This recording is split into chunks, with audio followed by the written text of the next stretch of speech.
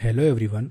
आज के इस वीडियो में हम मॉडर्न हिस्ट्री के एक इम्पोर्टेंट टॉपिक के बारे में बात करने वाले हैं जिसका नाम है प्री कांग्रेस एसोसिएशंस।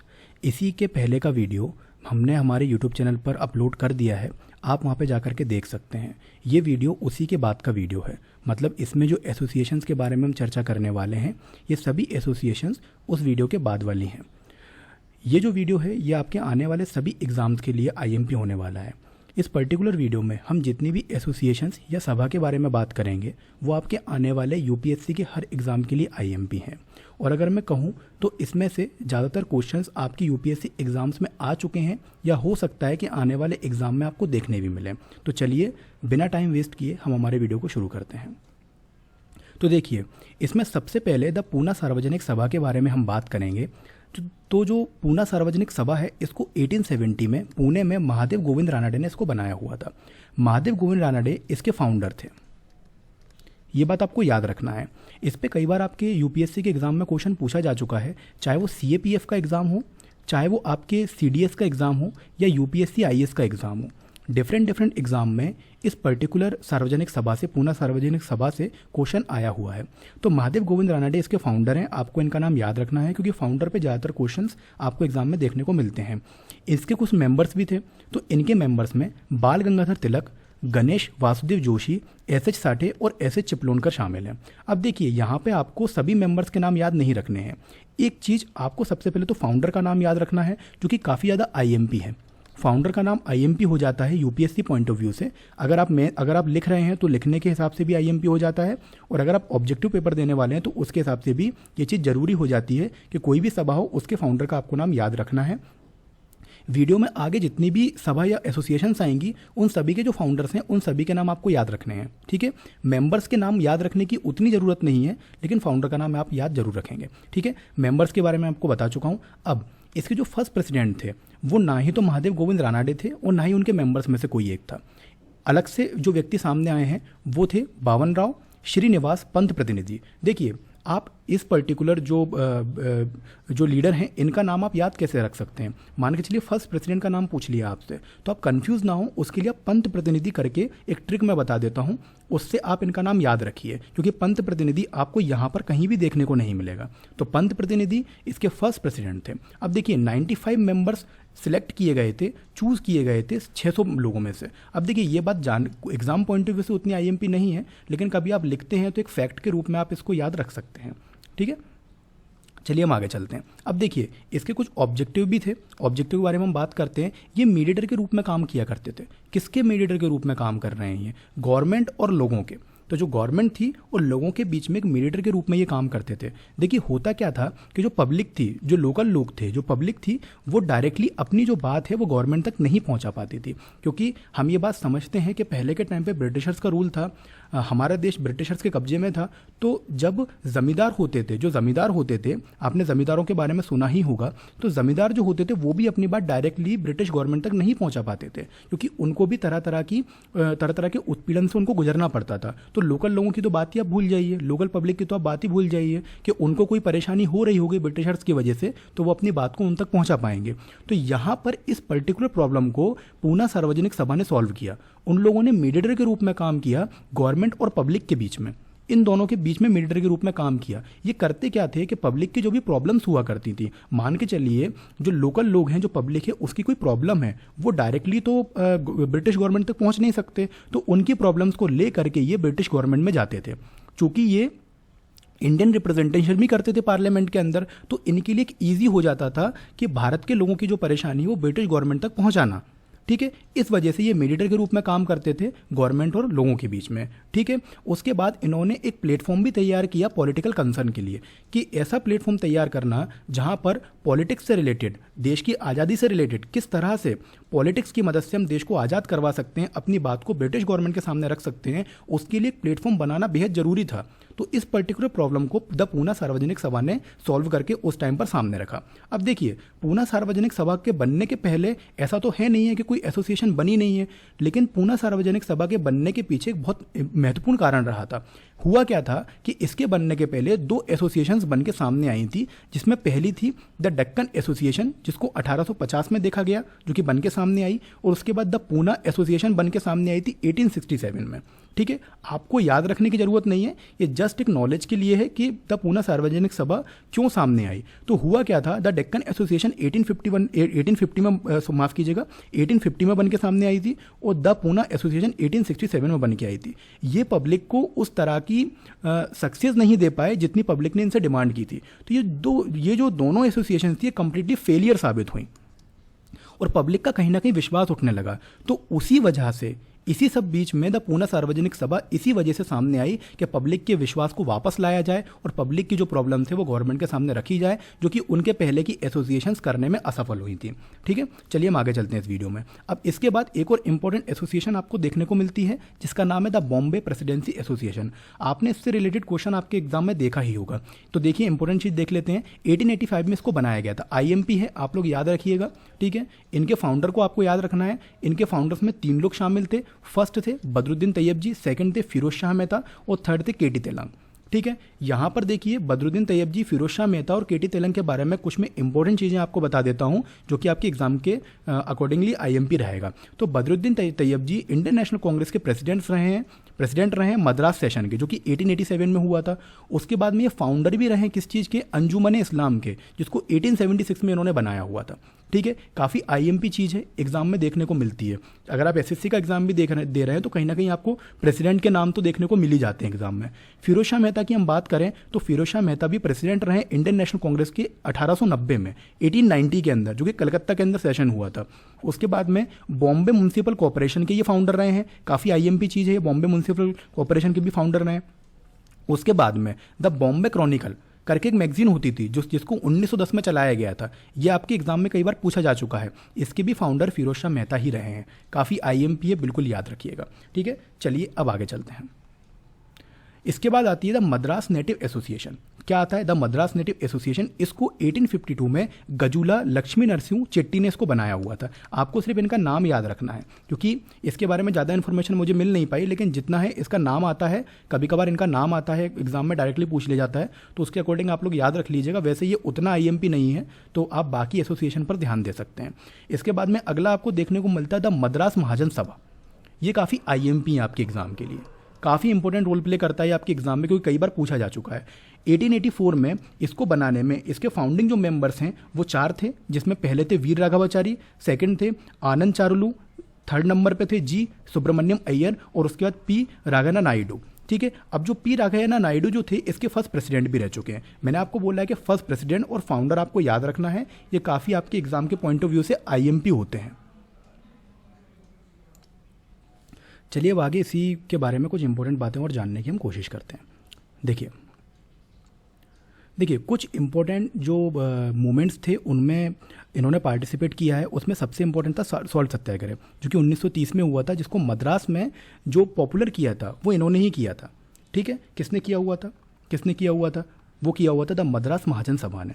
ठीक है, काफ़ी IMP चीज़ है, आप लोगों को याद रखनी चाहिए इसको। ठीक है, हाँ यहाँ पे ठीक है, ओके ये ठीक है। उसके बाद क्विट इंडिया मूवमेंट हुआ था अगस्त में 8 तारीख को 1942 में। ठीक है, तो क्विट इंडिया मूवमेंट में भी इन्होंने पार्टिसिपेट किया था। ठीक है, 2 चीज़ें इंपॉर्टेंट है, सॉल्ट सत्याग्रह 1930 में 1930 में जो हुआ था उसको मद्रास में पॉपुलर इन्होंने ही किया था। उसके बाद में क्विट इंडिया मूवमेंट जो कि 8 अगस्त 1942 में हुआ था, उसमें भी इन्होंने पार्टिसिपेट किया था। हम कुछ ऑब्जेक्टिव के बारे में जान लेते हैं जो कि आपके एग्जाम के लिए IMP होने वाले हैं। पहली चीज़, इनके वही ऑब्जेक्टिव थे जो इनके पहले के एसोसिएशंस के रहे हैं और इनके आने वाली एसोसिएशन के रहने वाले हैं।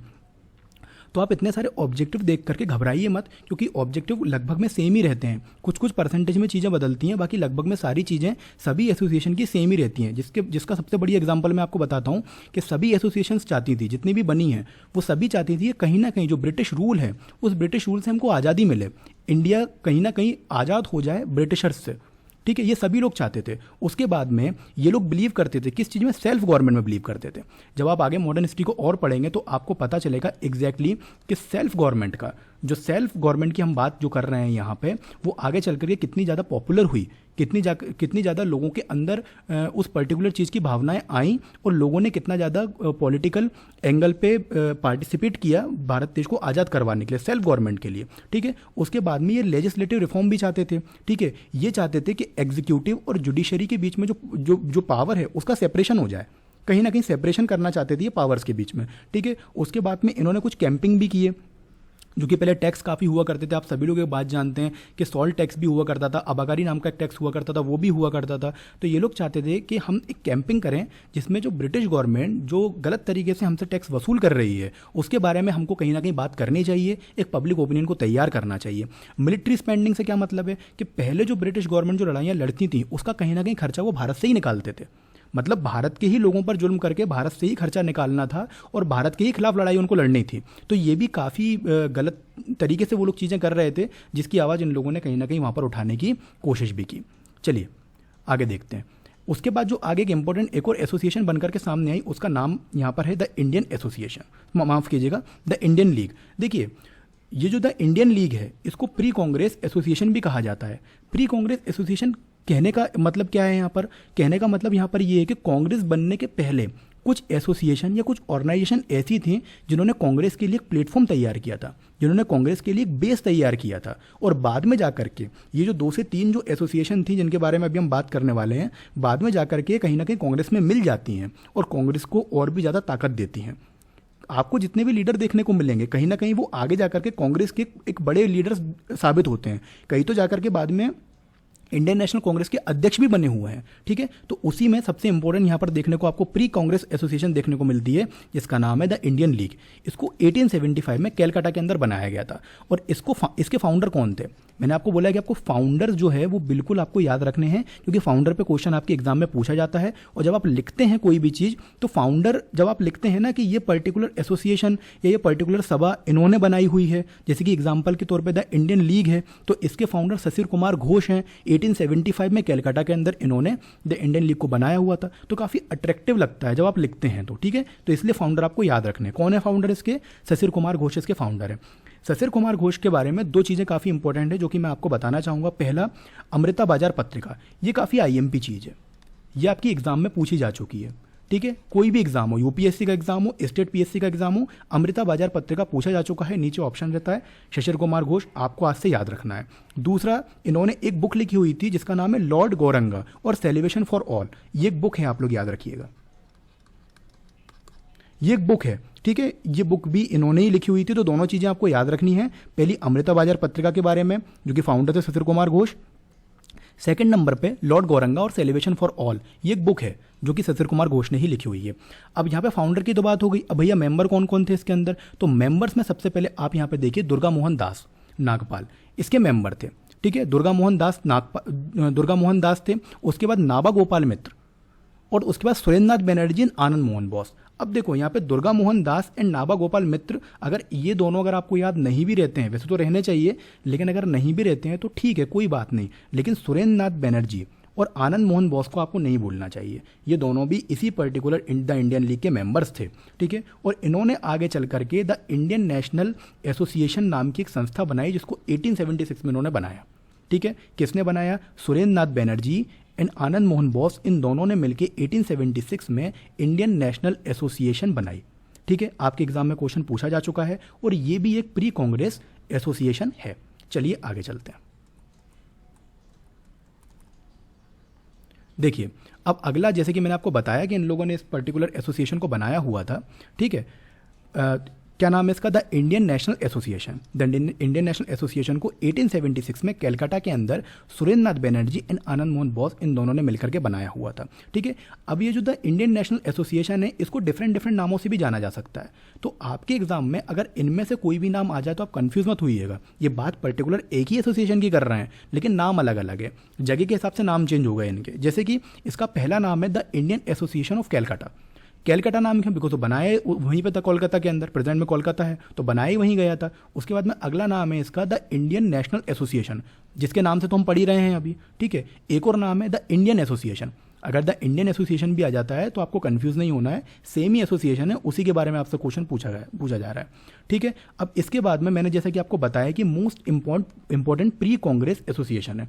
क्यों? क्योंकि इन्होंने ही बेस तैयार किया, ठीक है, कांग्रेस के लिए बेस तैयार किया कांग्रेस के लिए। इनमें से कुछ लीडर्स आगे जाकर के कांग्रेस के अध्यक्ष बने, उन्होंने कांग्रेस को एक एनर्जी प्रोवाइड करी, ठीक है। इन्होंने एक स्ट्रॉन्ग पब्लिक ओपिनियन बनाया जो कि बाद में जाकर कांग्रेस का सबसे बड़ा हथियार बना।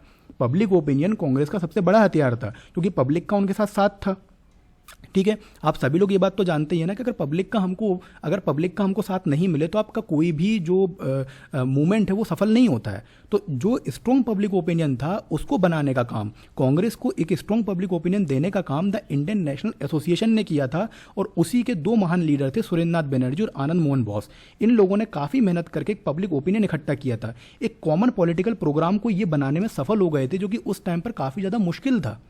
ठीक है, ये बात आप लोगों को देख के भी समझ में आती होगी कि कॉमन पॉलिटिकल प्रोग्राम पे सभी को लेकर के आ जाना काफ़ी ज़्यादा मुश्किल होता है।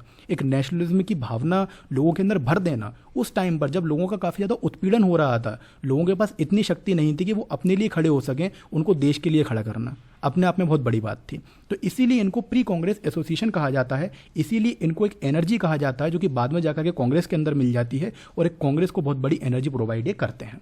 ठीक है, चलिए आगे देखते हैं। अब देखिए ये जो द इंडियन नेशनल एसोसिएशन है, इन्होंने कुछ प्रोटेस्ट में भी पार्टिसिपेट किया है, जो कि सबसे इंपॉर्टेंट जो प्रोटेस्ट था वो था इनका the Indian civil services examination age limit के बारे में प्रोटेस्ट था, जो कि 1877 में इन्होंने किया हुआ था। उसके बाद में पहले क्या होता था ना कि जो मान के चलिए कि सिविल सर्विसेज में आप चुन तो लिए गए हैं, वैसे तो वो लोग चाहते थे कि इंडियंस आए ही ना, लेकिन उन्होंने कोशिश की कि इंडियंस आना शुरू करें, लेकिन इंडियंस उनसे ज़्यादा टैलेंटेड निकले और वो टॉप भी कर रहे थे उस समय पे।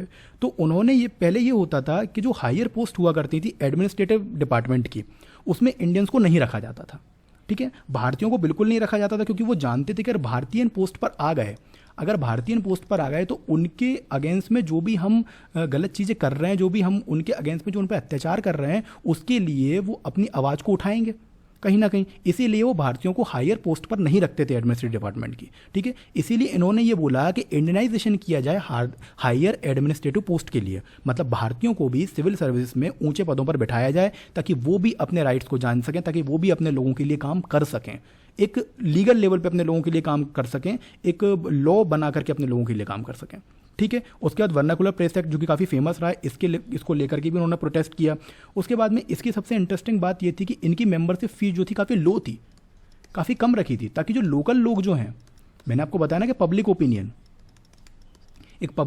जो है, मैंने आपको बताया ना कि पब्लिक ओपिनियन कैसे बनेगा। तो जो पब्लिक ओपिनियन है उसमें तो हर तरह के लोग शामिल होते हैं, सिर्फ अमीर ही शामिल थोड़ी ना होंगे, सिर्फ गरीब ही शामिल थोड़ी ना होंगे, मिडिल क्लास भी शामिल होंगे।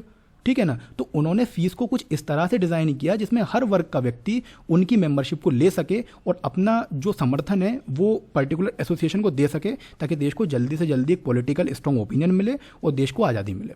ठीक है, उसके बाद में एक ऑल इंडिया कॉन्फ्रेंस रखी गई, जो कि 28 से 30 दिसंबर तक 1833 तक कोलकाता के अंदर इसको ऑर्गेनाइज किया गया। ठीक है, इसके अंदर 100 से ज़्यादा डेलीगेट्स ने इसके अंदर पार्टिसिपेट किया। ठीक है, जैसा कि मैंने आपको बताया कि बाद में जाकर के यही एसोसिएशन इंडियन नेशनल कांग्रेस के साथ मर्ज हो जाती है, जो कि 25 दिसंबर 1885 को बनकर के सामने आती है। ठीक है, तो यहाँ तक के लिए आपको मैं उम्मीद करता हूँ कि आपको लेक्चर समझ में आया होगा। ये जितनी भी एसोसिएशंस की ऑर्गेनाइजेशन की मैंने आपसे बात की हुई है, वो सभी आपके एग्जाम के लिए आईएमपी हैं। प्री कांग्रेस एसोसिएशन है जो कि आपके एग्जाम के लिए आईएमपी होती हैं। ठीक है, तो आज की वीडियो में इतना ही। Thank you very much. आप चैनल को लाइक कीजिए, शेयर कीजिए, सब्सक्राइब कीजिए। Thank you very much and जय हिंद।